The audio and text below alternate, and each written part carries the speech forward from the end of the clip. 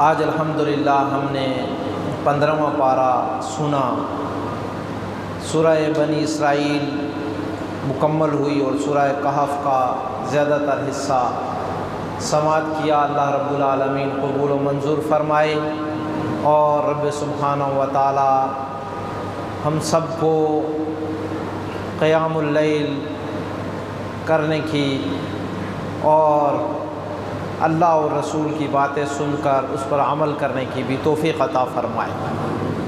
سب سے پہلا مضمون جو اس پارے میں شروع ہوتا ہے وہ ہے معراج کا۔ اللہ کے رسول صلی اللہ علیہ وسلم کو معراج ہوئی اور اس پورے واقعے کو بیان کیا جا رہا ہے۔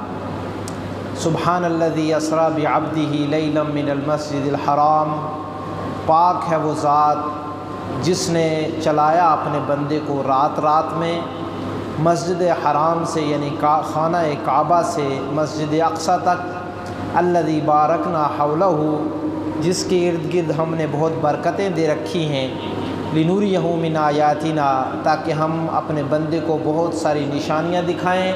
انہ هو السمیع البصیر، وہ ذات بہت سننے والی اور دیکھنے والی۔ بہت سارے مسائل اس قرآن کی آیت سے حل ہو جاتے ہیں۔ سب سے پہلا مسئلہ وہ یہ حل ہو جاتا ہے کہ کیا اللہ کے رسول صلی اللہ علیہ وسلم کو نیند میں، خواب میں یہ معراج ہوئی، یا کہ جاگتے ہوئے جسمانی طور پر چلاتے ہوئے اور اوپر لے کے جا کر معراج ہوئی؟ تو سب سے پہلا سوال تو یہ ہے۔ دوسرا سوال وہ یہ ہے کہ کیا اللہ کے رسول صلی اللہ علیہ وسلم نور ہیں کہ بشر ہیں؟ وہ معاملہ بھی آج کلیئر ہو جائے گا۔ تیسری بات وہ یہ سوال ہے کہ اللہ کے رسول صلی اللہ علیہ وسلم کو جو نشانیاں دکھائی گئیں، جس کو آیات کہا جاتا ہے، اور آیات کس کو کہا جاتا ہے؟ قرآن میں بار بار رب تعالیٰ نے فرمایا فلاں چیز میں میری نشانیاں ہیں، فلاں میں نشانیاں ہیں، فلاں میں نشانیاں ہیں۔ آج نشانیوں کو اور اچھے طرح سے آپ سمجھ جائیں گے۔ سب سے پہلے سوال کا جواب یہ ہے کہ یہ جو سیر اور یہ جو معراج ہوئی اللہ کے رسول صلی اللہ علیہ وسلم کو، یہ جاگتے ہوئے جسم کے ساتھ، اور اللہ رب العالمین احکم الحاکمین نے مسجد حرام سے مسجد اقصی اور پھر وہاں سے آسمان پر اللہ رب العالمین جبریل علیہ السلام کے ذریعہ لے کر گئے۔ یہ بات کس طرح سے اور یہ جواب کیوں ہیں اور یہی درست کیوں ہیں؟ یہ اس وجہ سے ہے کہ اسرا یسری مانے ہوتا ہے رات کا چلنا اور جاگتے ہوئے چلنا۔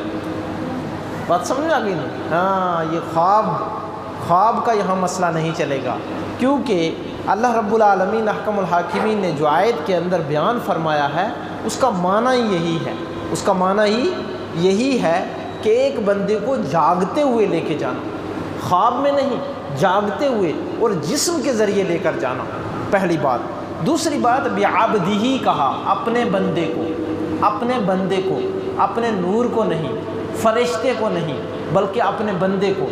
رسول اللہ صلی اللہ علیہ وسلم نے فرمایا کہ لا تطرونی کما اطرت النصارى فی عیسی ابن مریم، مجھے اس طرح سے غلو میری ذات کے ساتھ ایسا غلو مت کرنا، یعنی میری محبت میں، میرے احترام میں وہ بات مت کہہ دینا جو عیسیٰ ابن مریم کے تعلق سے عیسائیوں نے کہی کہ یہ اللہ کا بیٹا ہے، نعوذ باللہ۔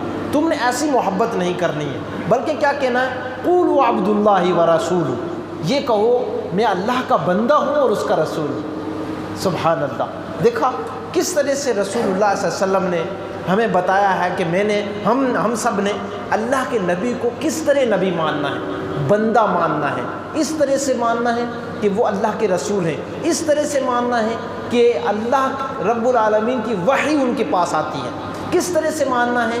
بشر من انفسکم، آپ ہی کی طرح بحیثیت خلقت، جس طرح ہم مخلوق ہیں اور انسان ہیں، اسی طرح وہ بھی آدم علیہ السلام کی اولاد میں بیٹے ہیں، سید الاولین والآخرین ہیں، لیکن آپ علیہ الصلاۃ والسلام بھی انسان ہیں، انسان ہیں، ان کے بھی باپ ہے، ان کے باپ کا نام عبداللہ، ان کی ماں کا نام آمنہ، قریشی اور ہاشمی، سب سے اونچے خاندان کے اللہ کے رسول صلی اللہ علیہ وسلم۔ بات سمجھ آ گئی نہیں؟ تو یہ پورا تسلسل اس لیے بتایا جا رہا ہے کہ کوئی بھی آپ کا امتی آپ کے تعلق سے برا عقیدہ نہ اپنائے، جس طرح سے یہودیوں اور عیسائیوں نے اپنے نبیوں کے تعلق سے عقیدہ بنا لیا تھا۔ یہودیوں نے یہ کہہ دیا عزیر اللہ کے بیٹے ہیں، عیسائیوں نے یہ کہہ دیا عیسیٰ اللہ کے بیٹے ہیں۔ رسول اللہ نے فرمایا صلی اللہ علیہ وسلم تم یہ کہو عبد اللہ و رسول، کیا کہو؟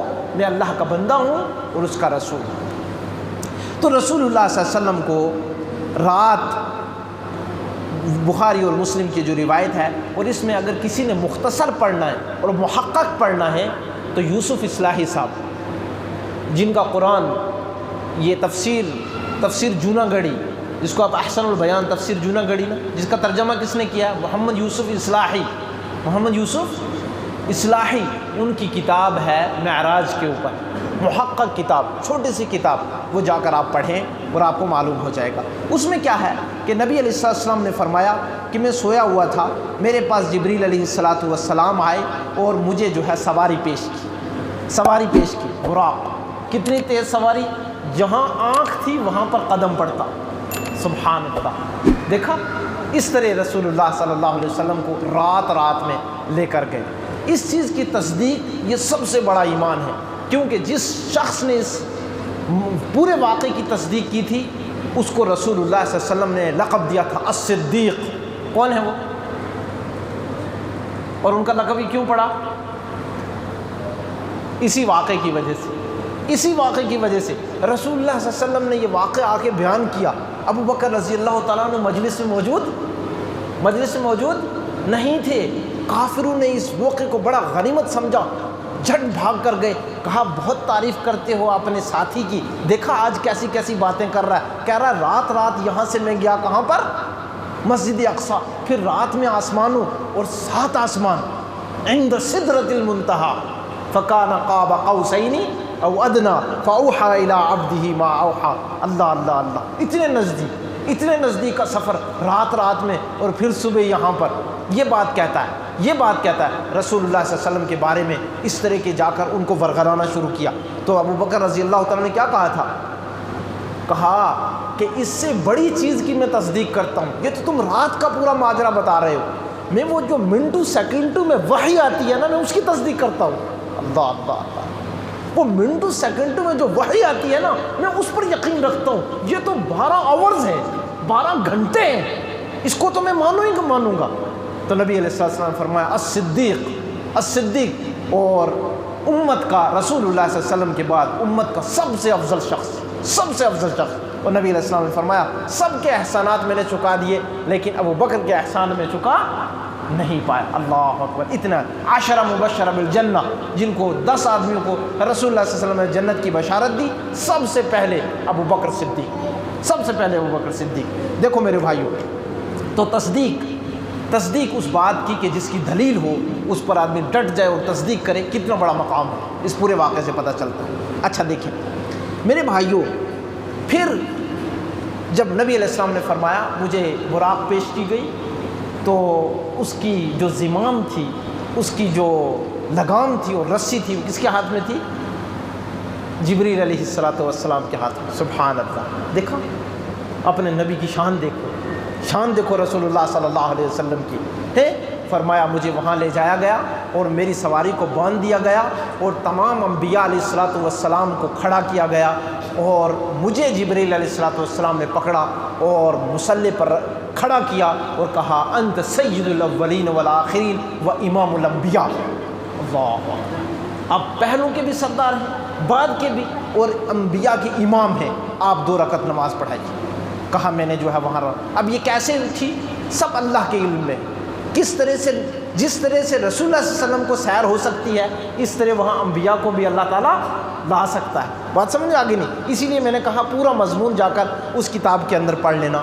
پھر رب تعالیٰ آسمانوں پر لے کر گئے، اور جب آسمان کے دروازے کو کھٹکھٹایا گیا اور کھولنے کے لیے کہا گیا تو جبریل علیہ السلام سے پوچھا گیا کون ہے؟ کہا میں جبریل۔ کہا کون ہے آپ کے ساتھ؟ کہا محمد صلی اللہ علیہ وسلم۔ کہا ہاں ان کا حکم دیا گیا ہے، ان کے لیے آج کھولنے کا کہا گیا ہے، ان کو لانے کے لیے بتایا گیا ہے، اور پورے واقعے کو آپ جا کر وہاں پڑھیں گے۔ لِنُرِيَهُ مِنْ آيَاتِنَا إِنَّهُ هُوَ السَّمِيعُ الْبَصِيرُ۔ میرے بھائیوں وہاں بڑی بڑی نشانیاں رسول اللہ صلی اللہ علیہ وسلم کو دکھائی گئی، بڑی بڑی نشانیاں۔ کیا بڑی نشانیاں؟ جہنم دکھائی گئی۔ اللہ معاف کرے، اللہ ہم سب کو بچا لے اور جہنم سے آزادی نصیب کرے، ہمارے بیوی بچوں کو، ماں باپ کو، اور پوری امت مسلمہ کو جو توحید کے ساتھ کہیں۔ اور کیا دکھایا گیا؟ جنت، اور جنت کی نعمتیں دکھائی گئی۔ رسول اللہ صلی اللہ علیہ وسلم نے فرمایا میری امت کے چھوٹے عمل بھی بتائے گئے، بڑے عمل بھی بتائے گئے۔ چھوٹے عمل میں سے کیا بتایا گیا؟ فرمایا کہ یہ بھی بتایا گیا کہ مسجد کے اندر سے کوڑا کرکٹ اٹھا کے باہر پھینکنا، یہ بھی نیکی دکھائی گئی۔ گناہ بھی دکھایا گیا۔ کہا گناہ کیا دکھایا گیا؟ جو آدمی ایک آیت یاد کرتا ہے اور بھول جاتا ہے، اللہ معاف کرے ہم سب، قرآن یاد کرتا ہے اور کیا کرتا ہے؟ بھول جاتا ہے، وہ گناہ بھی دکھایا گیا، وہ گناہ بھی دکھایا گیا۔ جھوٹے کی سزا بھی بتائی گئی، وہ بھی دکھائی گئی۔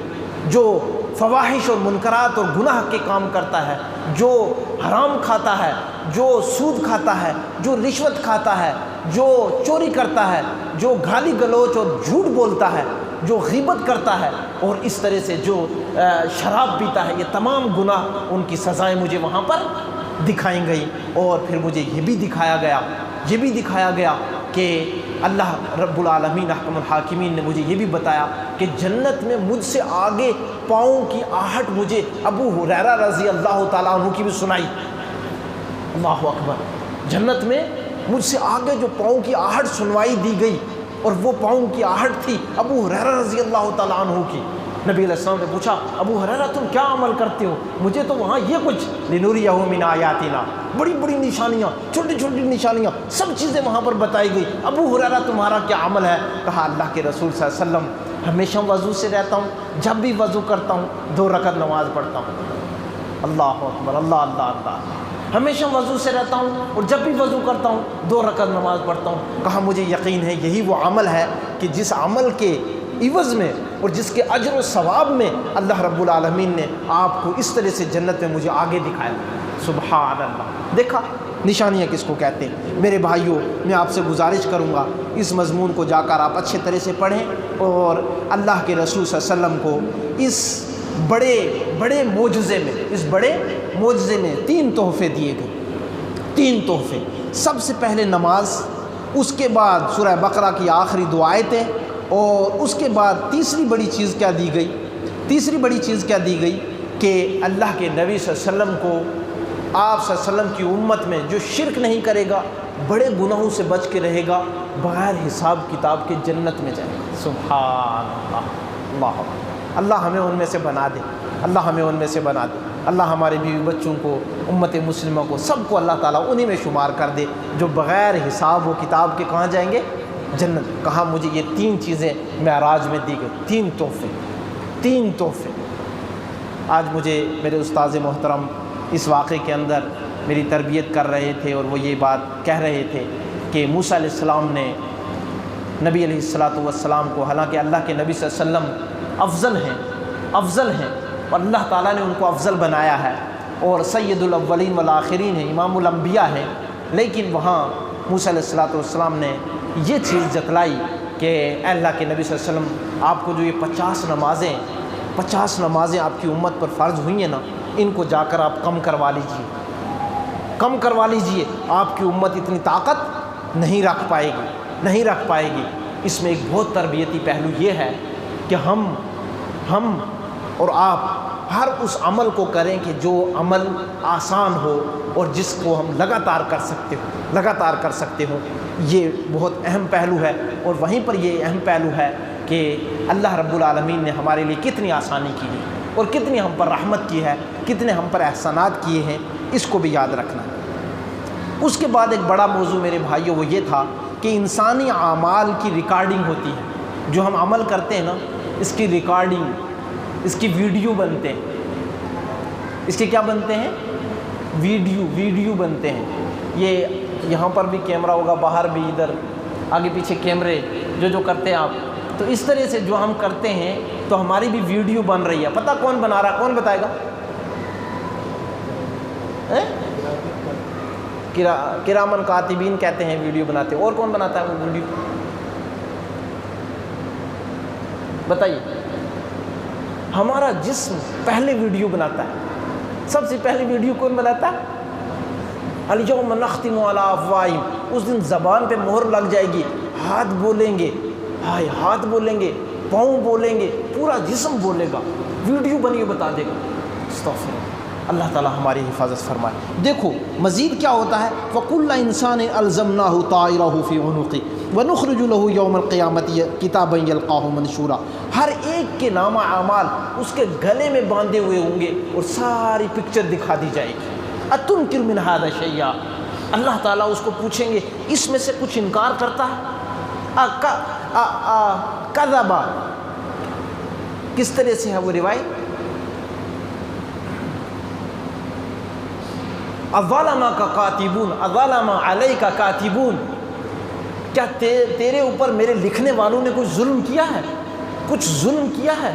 کوئی تیرے ساتھ کمی اور زیادتی کی ہے؟ یہ پڑھ، یہ دیکھ، اس میں کوئی کمی زیادتی ہے؟ کمی زیادتی ہے؟ تیرے ساتھ کچھ ظلم کیا ہوا ہے؟ اس طرح سے میرے بھائیوں اللہ رب العالمین احکم الحاکمین سے ہمیشہ عافیت مانگا کرو. اسی لیے رسول اللہ علیہ وسلم عافیت مانگتے ہوئے کیا کہتے تھے؟ اللہم عافینی فی بدنی وعافینی فی سمعی وعافینی فی بصری وعافینی اہلی و مالی وعافینی فی الدنیا والآخرہ. اس طرح سے پوری وہ دعا، اس سے پہلے بھی میں نے آپ کو بتایا عافیت مانگنی چاہیے، عافیت مانگنی چاہیے. میں یہاں پر آپ کو اور اپنے آپ کو یہ بات کہوں گا کہ ووضع الکتاب فتر المجرمین مشفقین مما فیہ، کہ اس دن جب کتاب سامنے رکھی جائے گی تو رب تعالیٰ فرماتے مجرمین ڈرے ہوئے ہوں گے اور وہ کہہ رہے ہوں گے یا ویلتنا ما لہذا الکتاب، ہائے ہماری بربادی، کیسی ہے یہ کتاب، لا یغادر صغیرۃ ولا کبیرۃ الا احصاها. اس نے نہ چھوٹا گناہ چھوڑا نہ بڑا چھوڑا، سب کچھ لکھ لیا، سب کچھ. یہ کتنی سخت کتاب ہے کہ جو ہم بھول گئے وہ بھی لکھا، وہ بھی دکھا رہا ہے، وہ بھی ریکارڈنگ وہ بھی چل رہی ہے، سب کچھ دکھا رہا ہے. کوئی چیز اس نے نہیں چھوڑی، کوئی چیز نہیں چھوڑی.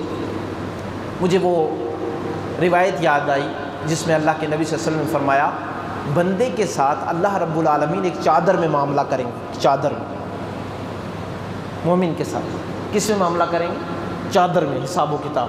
اور رب تعالیٰ اس سے پوچھیں گے یہ سب کچھ تو نے کیا ہے؟ دکھائیں گے اس کو. وضع الکتاب، کتاب دی جائے گی، دکھائی جائے گی، یہ سب کچھ تو نے کیا ہے؟ تو وہ اس دن بندہ کہے گا اللہ میں نے یہ سب کچھ کیا، یہ ساری غلطیاں میری ہیں، سب غلطیاں میری ہیں. تو بندے کو یہ یقین ہو جائے گا اب تو بس گیا، ختم، اب کوئی اب نجات کا ذریعہ نہیں، اب کہیں نہیں بچ سکتا. تو رب تعالیٰ فرمائیں گے سترتک فی الدنیا وسأسترها اليوم. میں نے تیرے دنیا میں بھی پردے رکھے، آج بھی میں تیرے پردے رکھوں. اللہ، اور میں تجھے معاف کرتا ہوں. اس طرح سے اللہ تعالیٰ ہمیں ان میں سے بنائے. بات سمجھ آ گئی نہیں؟ یہ تمام چیزیں غور کرنے کی ہیں. اس کے بعد ایک بڑا مضمون تھا ماں باپ کے ساتھ حسن سلوک، اور خصوصاً بڑھاپے کے اندر خصوصی ان کا خیال رکھنا. ان کے سامنے زبان نہیں کھولنا، ان کو ڈانٹنا نہیں ہے، ان سے پیاری اور محبت بھری بات کرنی ہے. ہمیشہ ان کے لیے رحمت کا پہلو، رحمت اور شفقت کا پہلو غالب رکھنا ہے، اور ہمیشہ ان کے لیے یہ دعا کرنی ہے رب ارحمہما کما ربیانی صغیرا. الہی ان پر اس طرح رحم کر جس طرح وہ مجھ پر بچپن میں کیا کرتے تھے. میں سعودی کے بڑے مشائخ میں سے کسی سے سن رہا تھا، انہوں نے بہت پیاری بات کہا کہ ماں باپ سے سچی محبت کرنے والے وہ ہیں کہ جو اپنے سجدے کے اندر اور اپنے سلام پھیرنے سے پہلے یہ دعا اپنے ماں باپ کے لیے کرتے ہیں. کیسے پتہ چلے گا ہم ماں باپ کے سچے وفادار بچے ہیں؟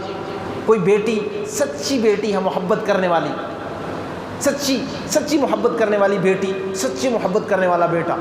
وہ کہ جو کہے کہ میری پراپرٹی میں اتنا نہیں دیا، ابا انہوں ایسا کیے، بھیا کو زیادہ دے دیے، مجھے کم دے دیے، ایسا ہوا ویسا ہوا.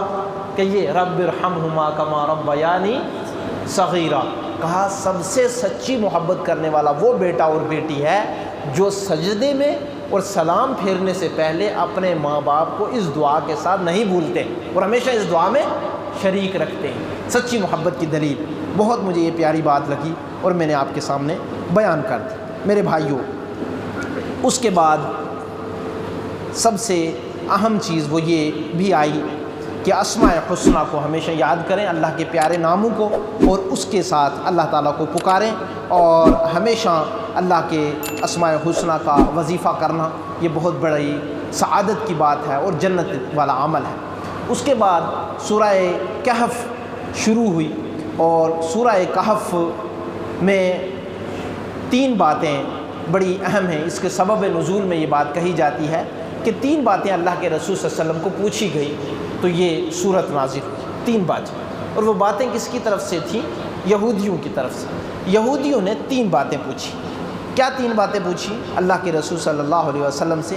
ایک پوچھا کہ روح کے بارے میں بتاؤ، یہ روح کیا چیز ہے۔ دوسرا فرمایا اصحاب کہف کا واقعہ بتائیے، اور تیسرا ذوالقرنین کے بارے میں بتائیے۔ تو رسول اللہ صلی اللہ علیہ وسلم نے فرمایا کل بتاؤں گا، کل۔ تو 15 دن وحی نہیں آئی۔ کتنے دن وحی کا نزول نہیں ہوا؟ 15 دن۔ اس کے بعد رسول اللہ صلی اللہ علیہ وسلم کے پاس جبریل علیہ السلام آئے اور رب تعالیٰ کی وحی لے کر وہ فرمایا وَلَا تَقُولَنَّ لِشَيْءٍ إِنِّي فَاعِلٌ ذَلِكَ غَدًا إِلَّا أَن يَشَاءَ اللَّهُ۔ کوئی بھی بات کرتے ہوئے کسی سے یہ مت کہو کہ میں کل کروں گا، 2 گھنٹے بعد کروں گا، شام کو کروں گا، ہفتے بعد کروں گا، مگر کہو انشاءاللہ۔ انشاءاللہ کے بغیر کبھی بھی جو فیوچر کی بات ہے وہ نہیں کہنی۔ فیوچر کس کے پاس ہے؟ اللہ کے پاس۔ بات سمجھا؟ آدمی قسم کھا کے کہتا ہے کل تیرے پیسے دے دوں گا، انشاءاللہ نہیں کہتا۔ قسم کھا کے کہتا ہے کل تیرے گھر ضرور آؤں گا دعوت پہ، انشاءاللہ نہیں کہتا ہے۔ یا انشاءاللہ کہتا ہے تو نیت میں یہ ہوتا ہے نہ پیسے دینے نہ تیرے پاس آنا ہے۔ قسمیں 2 ٹائپ کی، ایک قسم کھاتا ہے تو انشاءاللہ ہی نہیں کہتا ہے، ایک انشاءاللہ کہتا ہے نہ دعوت میں جانے کا ارادہ ہوتا ہے نہ اس کے پیسے دینے کا ارادہ ہوتا ہے۔ کیسی بات ہے یہ؟ سبحان اللہ، دونوں غلط بات۔ سب سے اچھی بات یہ ہے کہ اپنے گفتگو کے اندر یقین پیدا کرنا ہے، اس چیز کا یقین کہ یہ جو میں کل کا کہہ رہا ہوں، شام اور صبح کا کہہ رہا ہوں، مہینے کا کہہ رہا ہوں، سال کا کہہ رہا ہوں، اور میں انشاءاللہ کہہ رہا ہوں، اور اس کے ساتھ میں مصمم ارادہ رکھتا ہوں کہ میں ضرور بھی ضرور اس کام کو کروں گا انشاءاللہ۔ انشاءاللہ کا یہ مطلب ہے کہ پھر آپ کی کوشش پوری ہونی چاہیے، آپ کی کوشش میں کوئی کمی نہیں رہنی چاہیے۔ کسی سے بھی جو وعدہ کرتے ہیں آپ، پہلے تو انشاءاللہ کہنا ہے اور پھر اس میں مکمل جستجو کرنی ہے اور پوری کوشش کرنی ہے۔ بات سمجھ آ گئی نہیں؟ تو اس طرح سے میرے بھائیوں، بہت بڑا سبق ہے اس صورت کے اندر۔ کہف یعنی غار سے یہ موسوم ہے یہ صورت۔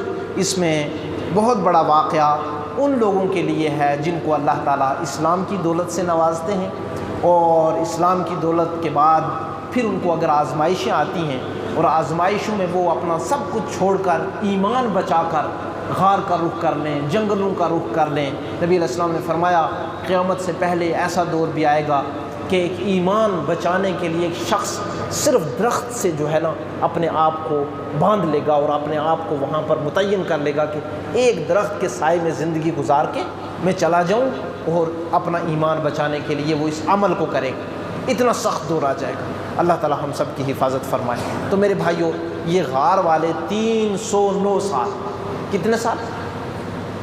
وقت کا جو بادشاہ تھا وہ بہت ظالم و جابر بادشاہ تھا۔ اس نے جو ہے یہ دقیانوس نامی، اس طرح سے مفسرین نے کہا ہے، اس کا نام تھا دقیانوس بادشاہ۔ بت پرستی پر مجبور کرتا تھا، بت پرستی پر، جو نہیں کرتا تھا اس کو مار دیتا تھا۔ تو کچھ جوان اذ اول فتیہ الی الکہف آوا، یوں معنی ہوتا ہے پناہ، کہیں جا کر چھپنے کو کہتے ہیں آوا۔ تو کیا ہے کہ یہ کچھ جوان تھے، جو جوان اس چیز پر انہوں نے ارادہ بنا لیا کہ ہم تو بت پرستی نہیں کریں گے۔ تو انہوں نے آخر اپنے ایمان کو بچا کے ایک غار میں جا کر وہ کیا کر گئے؟ چھپ گئے۔ رب تعالیٰ نے ان کو کتنے سال سلا دیا؟ 309 سال۔ سبحان اللہ۔ وَنُقَلِّبُهُمْ ذَاتَ الْيَمِينِ وَذَاتَ الشِّمَالِ، ان کی کروٹیں بھی اللہ بدلتے رہے۔ سبحان اللہ۔ ایک کروٹ کے بل آدمی سوئے گا تو کیا ہو جائے گا؟ کون بتائے گا؟ ڈیڈ ہو جائے گا، کیڑے، بارک اللہ فیک۔ مٹی میں ایک کروٹ کے بل سوئیں گے تو کیڑے لگ جائیں گے، مٹی میں کیڑے ہوتے ہیں نا، تو وہاں کیڑے لگ جائیں گے، کھا جائے گی مٹی۔ کروٹ بدلتے رہیں گے تو کیڑے نہیں آئیں گے۔ دیکھو کیسے اللہ تعالیٰ نے ان کو محفوظ رکھا، سبحان اللہ۔ پورا واقعہ بہت دلچسپ ہے، لیکن اس میں سبق کی بات یہ ہے کہ ایمان کے بچاؤ کے لیے، ایمان کی حفاظت کے لیے جنگلوں کا رخ، پہاڑوں کا رخ، اور کس کس طرح سے لوگوں نے کیا اور اپنا ایمان کو بچایا، ایمان کو بچایا، اور بت پرستی سے اپنے آپ کو دور رکھا، قبر پرستی سے دور رکھا، اور اس طرح سے لوگوں نے جب یہ فیصلہ کیا تو اللہ تعالیٰ نے ان کی مدد بھی فرمائی، ان کو زندہ بھی رکھا، ان کو غذا بھی دی، اور ان کو دنیا والوں کے لیے ایک بڑا سبق آموز واقعہ بھی بنا دیا۔ اس میں ایک سوال ہے اور اس کے بعد اختصار کریں گے سبق کا۔ قرآن کا نصف کس کلمے پہ ہوتا ہے؟ قرآن کا نصف کہاں ہوتا ہے؟ قرآن کا آدھ نصف تو سمجھتے ہو نا، نصف کس کو کہتے ہیں؟ وَلْيَتَلَطَّفْ جَزَاكُمُ اللَّهُ خَيْرًا، ان کو انعام دینا۔ وَلْيَتَلَطَّفْ اس کا کیا معنی ہے؟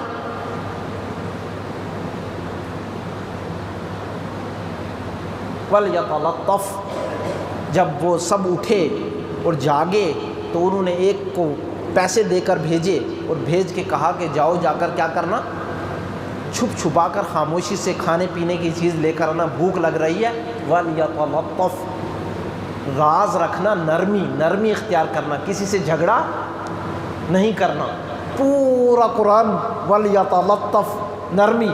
مسلمان میں سب کچھ ہے، نرمی نہیں، سب کچھ ہے، نرمی نہیں۔ زبان کی سختی، رویے کی سختی، ذہن کی سختی، دل کا جنون، الفاظ میں سختی، سب چیز میں سختی۔ آج کی قرآن کی آیتوں میں بہت لمبا سبق تھا، اس میں یہ بھی تھا پاؤں پٹک پٹک کے بھی نہیں چلنا۔ فَبِمَا رَحْمَةٍ مِّنَ اللَّهِ لِنْتَ لَهُمْ، اللہ کی رحمت ہے، رسول اللہ صلی اللہ علیہ وسلم کو اللہ تعالیٰ نے نرم بنایا، زبان بھی نرم، الفاظ بھی نرم، چال میں بھی نرم، ہر چیز میں نرم۔ بس اسلام کی بات آتی تو غیرت میں آ جاتی، اسلام کی، ہمیں دنیا کی بات آتی ہے تو غیرت میں، اسلام کی بات آتی چلے گا، ہمارا مسلک کہتا ہے حنفی ہے تو اس لیے، فلاں ہے تو اس لیے، فلاں ہے تو مقلد ہے تو جائز ہے۔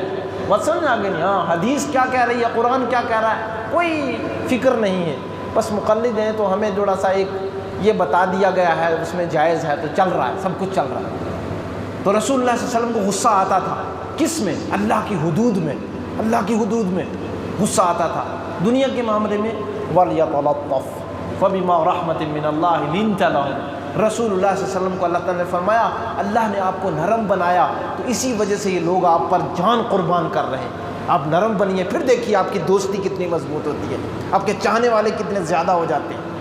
بات سمجھ آ گئی نہیں؟ میں بہنوں سے بھی یہ بات کہوں گا کہ اپنے اندر نرمی پیدا کریں، اپنے اندر نرمی پیدا کریں، اپنے شوہر کے تعلق سے، بچوں کے تعلق سے، رشتہ داروں کے تعلق سے، بہن بھائیوں کے تعلق سے نرمی پیدا کیجیے۔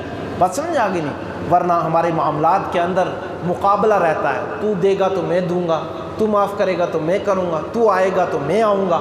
بات سمجھ آ گئی نہیں؟ ایسے معاملات، ایسا نہیں ہوتا۔ اسلام نے یہ چیز بتائی اور یہ بڑی اہم بات ہے۔ اس کے بعد میرے بھائیوں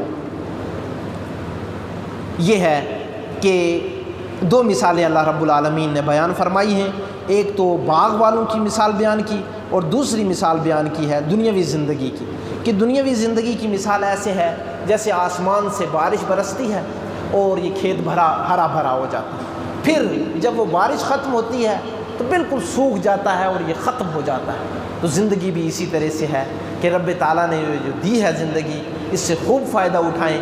جب موت ہو جائے گی، بندہ ختم ہو جائے گا، پھر کوئی چیز دوبارہ عمل کی نہیں ہے، عمل کے یہی دن ہیں اور اس میں خوب عمل کرنے چاہیے۔ اور جو باغ کے واقعے میں ہے وہ بڑا اہم سبق یہ ہے کہ اگر اللہ اپنی نعمتیں عطا کر دے، ان نعمتوں پر اکڑنا نہیں چاہیے، تکبر میں نہیں آنا چاہیے، انا میں نہیں آنا چاہیے، بلکہ اللہ کا شکر ادا کرنا چاہیے۔ وَبِالشُّكْرِ تَدُومُ النِّعْمَةُ، اور شکر ہی سے نعمتوں کے اندر ہمیشگی آتی ہے۔ میں دعا گو ہوں اللہ تعالیٰ سے، اللہ کہنے والے اور سننے والے پوری امت مسلمہ کو اللہ تعالیٰ شکر گزار بنائے، ایمان کی سلامتی بخشے اور رب تعالیٰ اتحاد و اتفاق دے۔ اللہ تعالیٰ ہمیں اعلیٰ اخلاق کے صفات کو اپنانے کی توفیق عطا فرمائے، بری باتوں سے اللہ تعالیٰ ہم سب کو دور رکھے۔ رب سبحانہ و تعالیٰ کے اسماء الحسنی کا وسیلہ دے کر، صفات علیٰ کا وسیلہ دے کر دعا گو ہیں مولا کریم ہماری جائز حاجات کو خانہ غیب سے پوری فرما، جو بیمار ہیں انہیں شفائے کلی عاجلی عطا فرما، جو تنگ دست ہیں انہیں کشادگی عطا فرما، جو ہمارے رشتہ دار دنیا سے ایمان کے ساتھ چلے گئے اللہ جنت الفردوس میں اعلیٰ مقام عطا فرما، ہمارے بیوی بچوں کو اور ہم سب کو اور آنے والی نسلوں کو توحید و سنت پہ رکھ، شرک و بدعت سے اللہ ہماری حفاظت فرمائے، اللہ تعالیٰ ہمیں اس سے دور رکھے، اور رب سبحانہ و تعالیٰ ہماری عزتوں کی حفاظت فرمائے، جان و مال کی حفاظت فرمائے، ہمارے دنیا اور آخرت میں عافیت عطا فرمائے، اسلام میں عافیت عطا فرمائے۔ رب سبحانہ و تعالیٰ ہمیں ان لوگوں میں شمار کرے جو بغیر حساب و کتاب کے جنت میں جائیں گے، اور اپنے نبی کی سفارش ان کو نصیب ہوگی۔ آمین وصلی اللہ علیہ نبی الکریم سبحانک اللہم و بحمدک اشہد ان لا الہ الا انت استغفرک و اتوب الیک۔